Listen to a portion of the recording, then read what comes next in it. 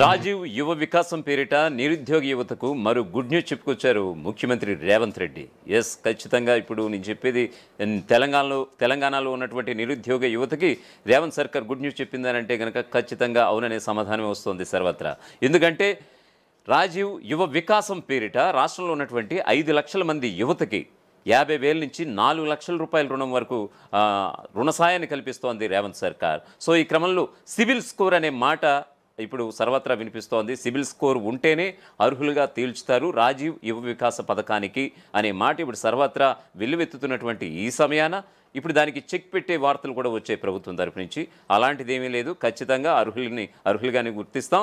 సిబిల్ స్కోర్కి దీనికి రాజీవ్ యువ వికాసానికి సిబిల్ స్కోర్కి ఎలాంటి సంబంధం లేదంటూ కూడా సాక్షాత్తు తెలంగాణ డిప్యూటీ సీఎం మల్లు భట్టి విక్రమార్క చెప్పినటువంటి పరిస్థితి అయితే కనిపిస్తోంది.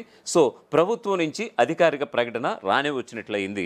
మొత్తానికి సిబిల్ స్కోర్ విషయానికి వస్తే నిరుద్యోగులకు గుడ్ న్యూస్ చెప్పింది రేవంత్ సర్కార్. సిబిల్ స్కోర్ లేకుండానే యువ వికాసం స్కీమ్ అమలు. జూన్ 2 నుంచి శాంక్షన్ లెటర్ల పంపిణీ.